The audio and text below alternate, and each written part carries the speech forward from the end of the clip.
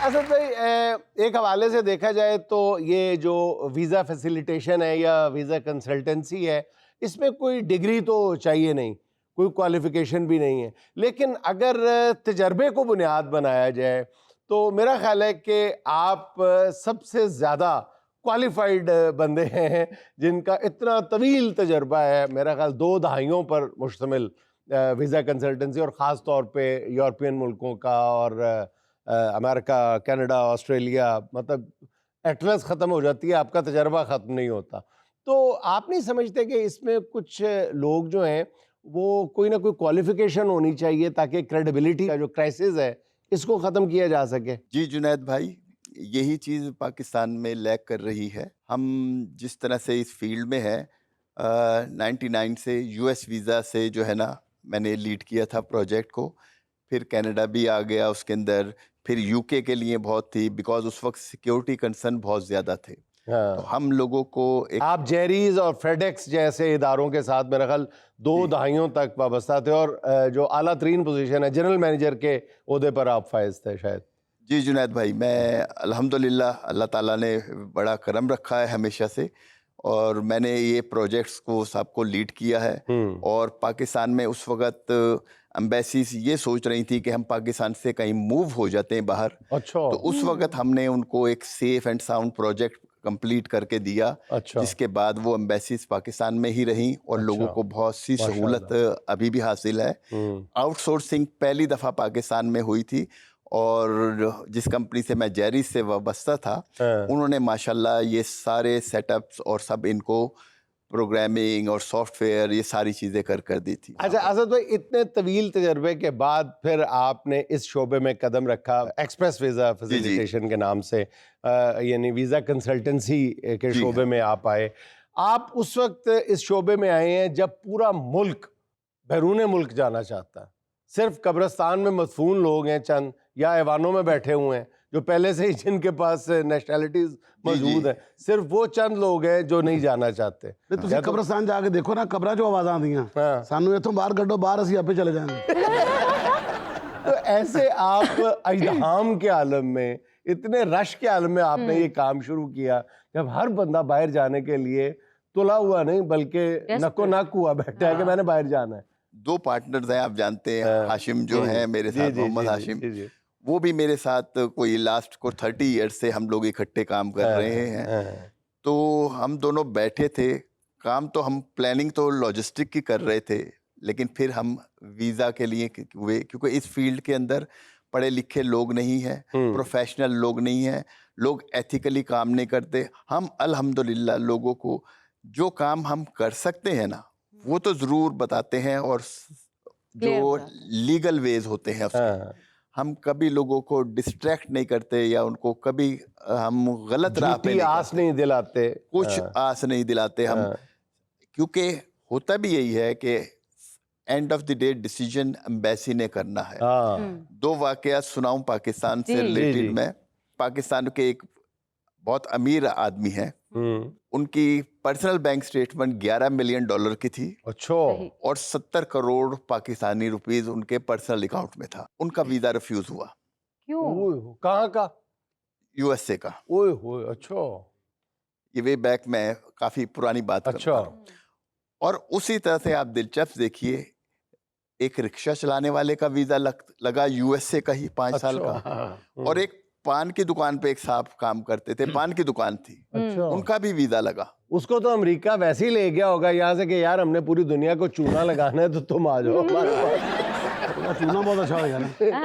इस लिहाज से ये जो है ना बिल्कुल सही है। लेकिन एम्बेसीज के डिसीजन जो होते हैं ना, वो बहुत सी चीजें क्राइटेरियाज देख रहे होते हैं। अभी बहुत सी हमें ऑफिशियल चेकलिस्ट वगैरह अवेलेबल होती हैं बहुत सी जगह पे, लेकिन फिर भी end of the day decision embassy का ही होता है लास्ट। लेकिन फिर भी हजूर, मतलब ज़हन में सवाल तो पैदा होता है ना कि हम सुनते आए हैं कि यूनान, पुर्तगाल, बरतानिया और फ्रांस, इन सब ने बारी बारी हमारी सरजमीन पे कब्जा करने की कोशिशें की थी। जी जी। तो आप ये बताइए कि आदादो शुमार की रोशनी में क्या हमारे नौजवानों ने हिसाब बराबर कर दिया वहाँ जाके? Good question. अभी जो है ना उसमें थोड़ा सा टाइम बाकी है। अभी अच्छा। थोड़ा सा टाइम बाकी है। लो फिर हो रहा है वीजा बाकी है। हाँ, लेकिन आप देखिए ओवरसीज पाकिस्तानी माशाल्लाह इस वक्त जो है ना रिमिटेंस हर साल ही बढ़ रही होती है। आप ये देखिए हम 25 करोड़ लोग 30 बिलियन डॉलर की एक्सपोर्ट नहीं कर पा रहे, और वो शायद 80 लाख लोग हैं जिन्होंने हमें तकरीबन 38.5 बिलियन डॉलर उन्होंने हमें गोद लिया हुआ है। ओवरसीज पाकिस्तानियों ने हमें गोद लिया हुआ है। एक्चुअली तो अब मेरे हिसाब से हमारे नेशनल असेंबली और जो भी सेनेट है उसके अंदर कम से कम वहां से नुमाइंदगी होनी चाहिए। वोट उनके बन नहीं रहे असद भाई, आप कह रहे हैं नुमाइंदगी होनी चाहिए। अगर उनके बने हुए वोट हम कैंसिल कर रहे हैं। सर अगर हमने आगे बढ़ना है ना तो हमें एक्सपर्ट्स लोगों की जरूरत है। सर आप मुझे ये बताएं कि ऐसी कौन से मुल्क हैं जहां पर पहुंचना भी आसान है, स्कोप भी है, लेकिन अभी हमारे पाकिस्तानियों को पता नहीं है इस बात का? ज्यादा नहीं पता। पता तो वैसे पाकिस्तानी आजकल इतने बेचारे क्रेविंग है उनको कि उनको उन मुल्कों का भी पता है जो अभी बने नहीं है। जी देखें आसान तो हमारे लिए मिडल ईस्ट ही है जहां पर देखा जाए तो। सही, अभी तो वो भी हमारे लोग जो है ना डिप्लोमा या डिग्री के ऊपर बिलीव नहीं करते। हमारे बहुत से एक्सपर्ट, इलेक्ट्रिशियन की मिसाल ले लीजिए, वो बहुत एक्सपर्ट होंगे अपने काम में, बट उनके पास एक पेपर नहीं होगा, 6 मंथ का डिप्लोमा नहीं होगा। अगर वो हो जाए तो उनकी डिमांड बहुत ज्यादा है बाहर। Laptop repairing, mobile phone repairing, ये अभी गवर्नमेंट भी काफी अरसे से, काफी सालों से डिफरेंट कोर्सेज फ्री में करवा रही है। लेकिन नौजवान वो काम जानते हैं लेकिन वो क्लासेस नहीं अटेंड करते। 2-2 घंटे की क्लास होती है और बाहर उनकी डिमांड बहुत है। सर मिडिल ईस्ट की लिस्ट में मेरा नाम कैसे लिखा जा सकता है? एटलीस्ट ये तो नहीं हो सकता। आप किसी दिन खाने का कोई कंपटीशन हो उसमें हिस्सा लीजिए। अच्छा असल में ये बताएं, सुनते हम ये हैं कि जो डंकी लगा के जाते हैं बाहर, वो भी कोई बेचारे 30-40 लाख रुपया, 50 लाख रुपया जाया करके जाते हैं। आप ये फरमाइए कि क्या 40-50 लाख में बाइज्जत तरीके से कानूनी अंदाज में बाहर जाया जा सकता है किसी मुल्क में? सर बेसिकली मैं अभी भी समझता हूँ कि अगर किसी के पास 50 लाख रुपया है वो इस मुल्क के अंदर बड़ी अच्छी जो है ना चीजें कर सकता है, अर्निंग कर सकता है। वो सिर्फ कपड़े की दुकान ही खोल लेना कहीं पर, तो भी उसकी अर्निंग बाहर के मुल्कों के अगर बराबर नहीं तो करीब करीब जरूर पहुंच सकती है। इतना रिस्क लेना, अपनी जान का रिस्क लेना, पैसे लोगों से उधार लेना, ये देखें ये इनकी ईमानदारी की पर दलालत करता है असद साहब की। पहले वीजा कंसल्टेंट हैं जो कह रहे हैं कि पहली तरजीह नौजवानों की इस मुल्क में रहना ही होनी चाहिए। वरना तो जिस वीजा कंसल्टेंट से पूछो कहते कि कितने पैसे नो, कहते 3-4 लाख रुपए, कहते पढ़ाना हो तो जल्दी ना देना। हमारी हमेशा से सोच रही है और हम अल्हम्दुलिल्लाह माँ बाप की तरबियत भी रही है और जो इदारे मुझे बड़े बड़े मिलते रहे हैं उसके अंदर एथिक्स के ऊपर चीजें करवाई जाती थी। अच्छा असल में ये बताइए कि पाकिस्तान में आप अपने तजर्बे की रोशनी में फरमाइएगा कि वो कौन सी वजूहत हैं जिनकी बुनियाद पे हम ये समझ रहे होते हैं कि नहीं जी हमारा वीज़ा तो किसी तौर भी रिजेक्ट नहीं हो सकता, लेकिन रिजेक्शन की वो कौन सी वजह है जो आम आदमी को समझ नहीं आती कि यार इस बुनियाद पे भी रिजेक्ट हो जाता है? फैमिली टाइज नंबर 1 होता है। फैमिली टाइज अगर स्ट्रॉन्ग हो तो लगा देते हैं। अच्छा। नंबर 2 आप कोई बिजनेस सेटल, इसका मतलब आइंदा के बाद जब वीजा लगवाने के लिए जाएं तो बहन भाई माँ बाप सारे गले मिलके हाथ पकड़ के इस तरह जाए वहाँ पे जंजालपुर वाली फोटो बना के। देखें एम्बेसीज मतलब जिनकी यहाँ पे प्रॉपर्टीज हो, हाँ वो ये देखते हैं कि आप फाइनेंशियली कितने स्ट्रांग हैं, आपका बिजनेस या जॉब कितनी सिक्योर है, अच्छी जॉब कर रहे हैं, ये चीज वो ऑब्जर्व करते हैं और आपके वापस आने के कितने चांसेस हैं या क्या वजूहात हैं कि आप जरूर वापस आएंगे। अच्छा ये फरमाइएगा कि पुर्तगाली वीजे के लिए ब्यूरोक्रेट होने के अलावा और क्या चीज जरूरी है? पैसा, अमीर होना। सिर्फ पुर्तगाली के लिए नहीं, आप ये देखिए ऑलमोस्ट ग्रीस ने भी ये काम शुरू किया हुआ है और कंट्रीज भी शुरू कर रही हैं। इसके अलावा टर्की ने बहुत अरसे से किया हुआ है और बहुत से पाकिस्तानियों ने ये किया हुआ है। मेरे ख्याल से शायद एक आध ब्यूरोक्रेट ख्वाजा साहब ने जरा नरम हाथ रखा है, वरना सब ने अपना ऑल आर सेटल्ड किया हुआ है। गुड। 19 ग्रेड ऑनवर्ड कोई आदमी पाकिस्तान में जो है ना हाँ। वो कुछ कर चुका होता है बाहर अपना, अच्छा, काम दिखा चुका होता है। दिखा चुका होता है जी। उसकी प्लानिंग में होती है। सर हमें भी एक यूके में ना फिल्म मिली थी, मुझे अहमद रंगीला साहब को, तारक टैडी साहब ये को। जा रहे थे तो इनको रास्ते में पड़ी हुई मिली थी, झाड़ के देखा तो कहते फिल्म ही हो। आप ही कम करके नीचे आ गए। अच्छा सर, फिर बात पूरी सुना कर हाँ हाँ please। पूछो पूछो। फिर सर हम जैरिस गए इन वीजे लगवाने, 3 ਮਹੀਨੇ ਤੱਕ ਸਾਡੇ ਵੀਜ਼ੇ ਹੀ ਨਹੀਂ ਆਏ। ਇੱਕ ਦੂਜੇ ਨੂੰ ਫੋਨ ਕਰਕੇ ਪੁੱਛ ਜਾਂਦੇ ਸੀ ਹਾਂ ਲੱਗਾ ਹੈ? ਨਹੀਂ, ਫਿਰ ਸੌਂ ਜਾਂਦੇ ਸੀ। फिर सवेरे उठना लगा नहीं। एक दफा जैरिस से फोन आ गया कि आप अपने आके पासपोर्ट्स ले जाइए। खुशी नाल छापर पाड़े सर, अंदरों पासपोर्ट कढ़े पहले सफा सफा सी फोड़ते रहे कि शायद लगा होवे।